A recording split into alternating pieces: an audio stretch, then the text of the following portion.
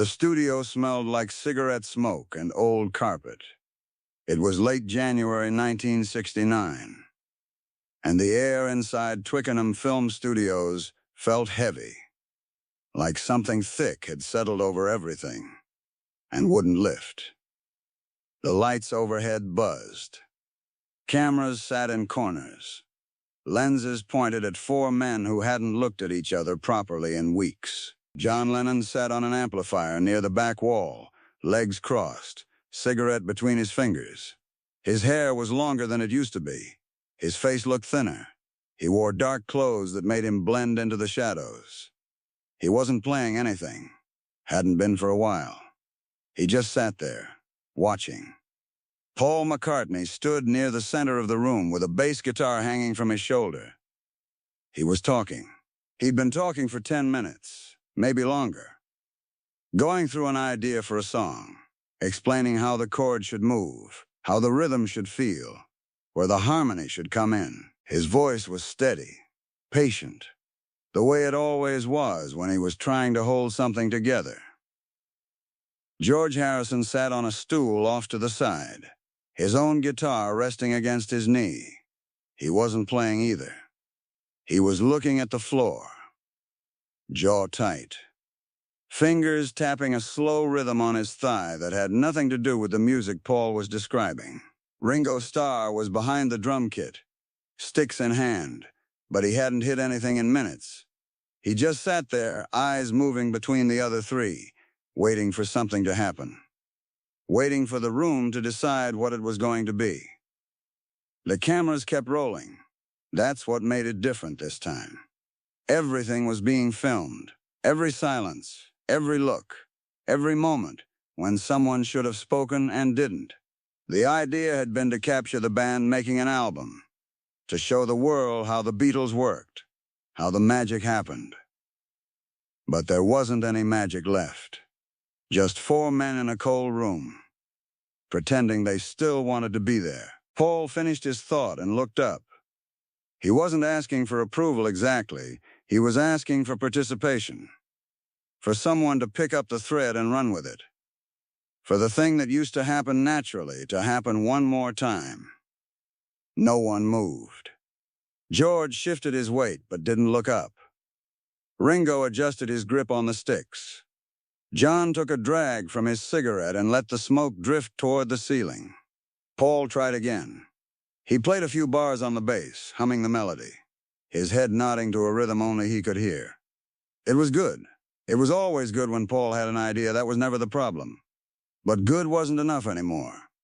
John finally spoke, his voice quiet and flat. "Yeah, sure. Whatever you want, Paul." It wasn't mean. It wasn't sarcastic. It was worse than that. It was empty. The words had no weight, no belief. It was the sound of someone who had stopped caring, but hadn't figured out how to say it yet. Paul stopped playing. He didn't look hurt. He looked tired, the kind of tired that sleep doesn't fix.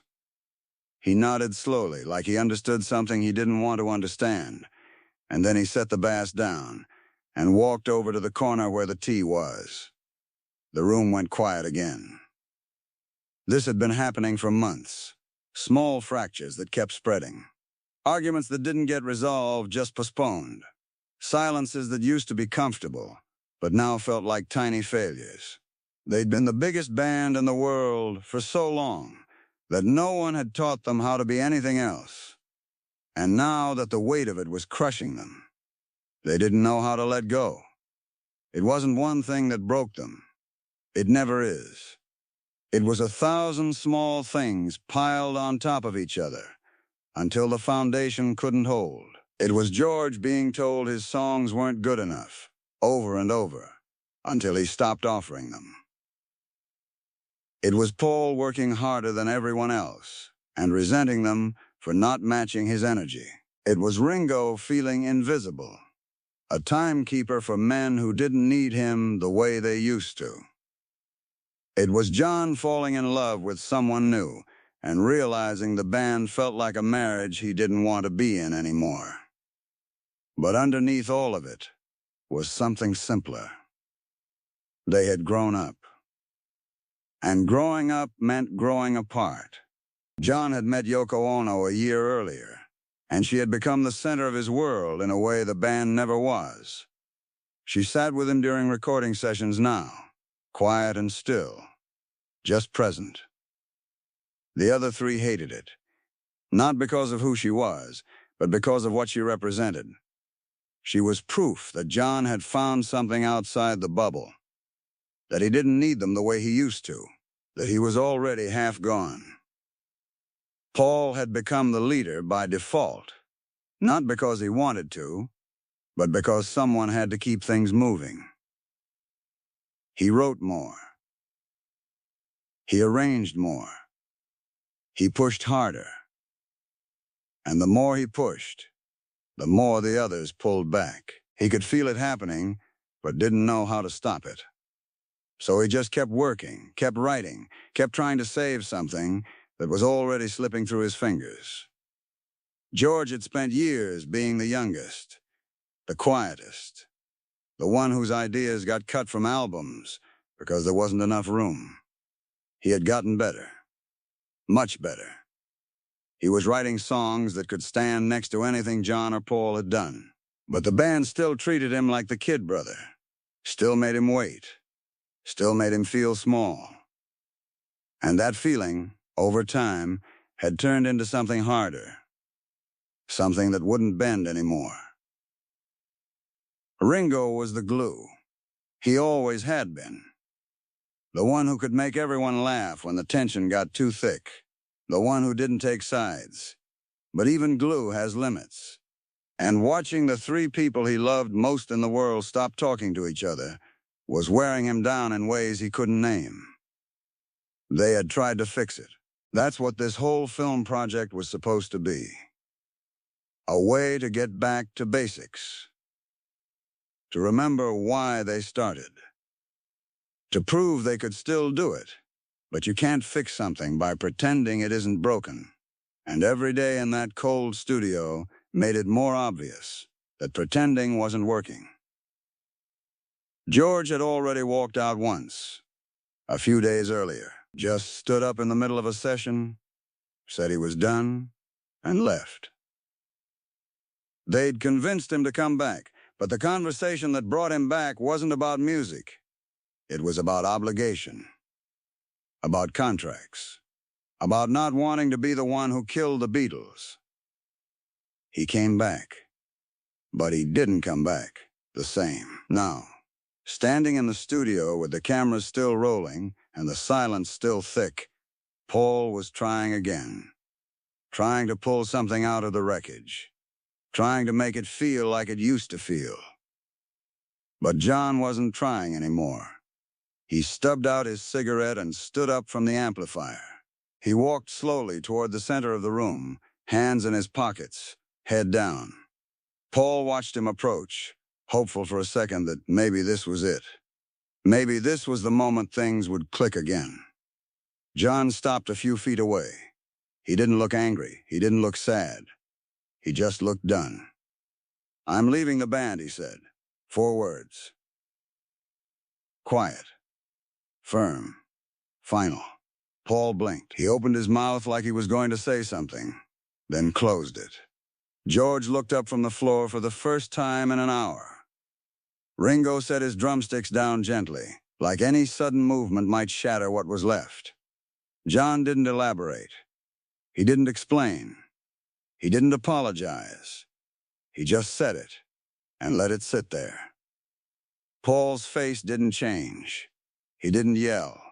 He didn't beg. He just stood there, holding the bass guitar he wasn't playing anymore, and nodded, slowly, like he'd known this was coming. Like maybe part of him had been waiting for it. "All right," Paul said quietly.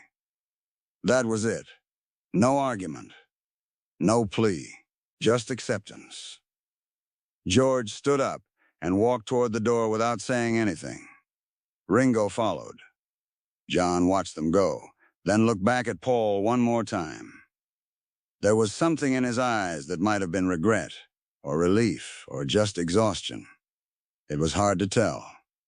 Paul stayed where he was. The cameras kept rolling.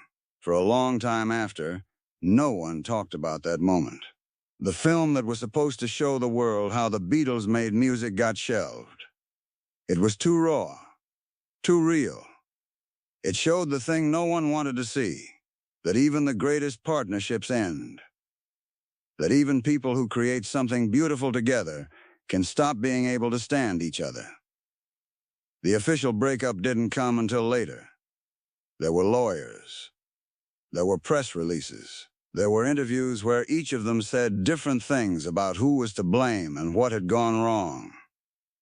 Paul eventually announced it publicly, almost a year later, and the world reacted like someone had died. But the real ending happened in that studio, when John said 4 words and Paul said 1, and the space between them became too wide to cross.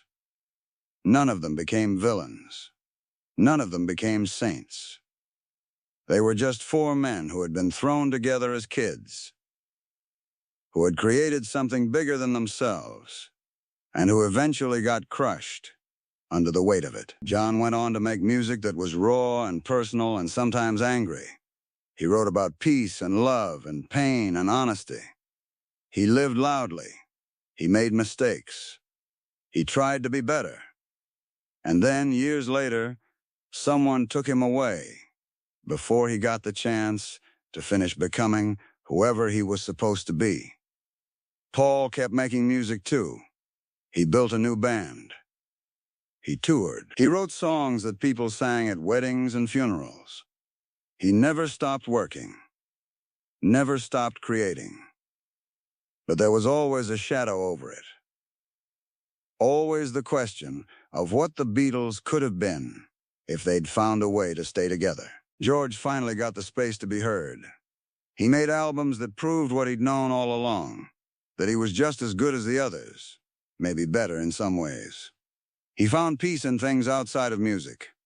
He learned to let go of the bitterness. He forgave, even when it was hard. Ringo kept playing drums. He stayed friends with all of them, somehow. He was the bridge that never fully burned. He didn't carry the weight the way the others did. Or maybe he just carried it differently. They saw each other sometimes, over the years, at parties, at sessions. Brief moments where the old chemistry would flicker for a second and then fade. They talked about getting back together.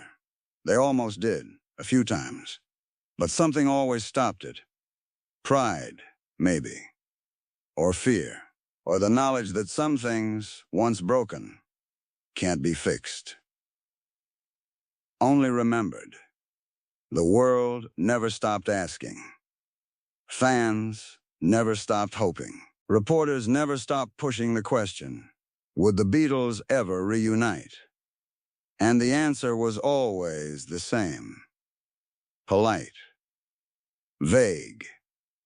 Non-committal. But underneath it, the real answer was simpler.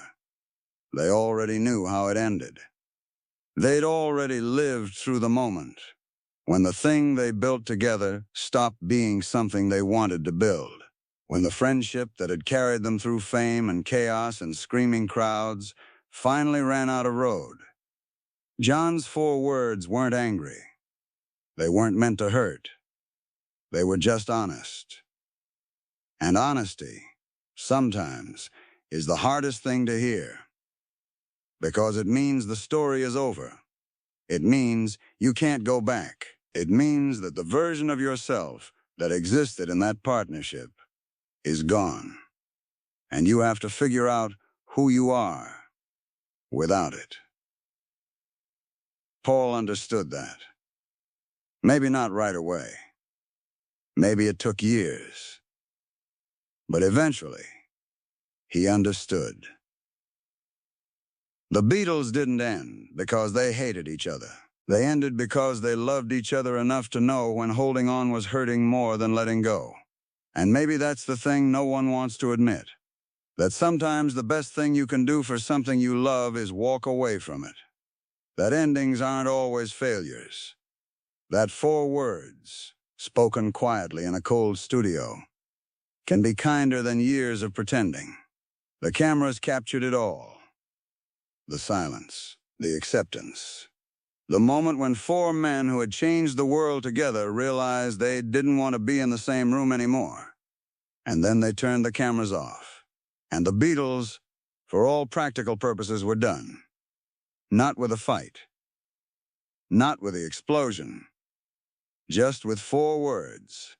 And the quiet understanding that some things, no matter how beautiful, aren't meant to last forever.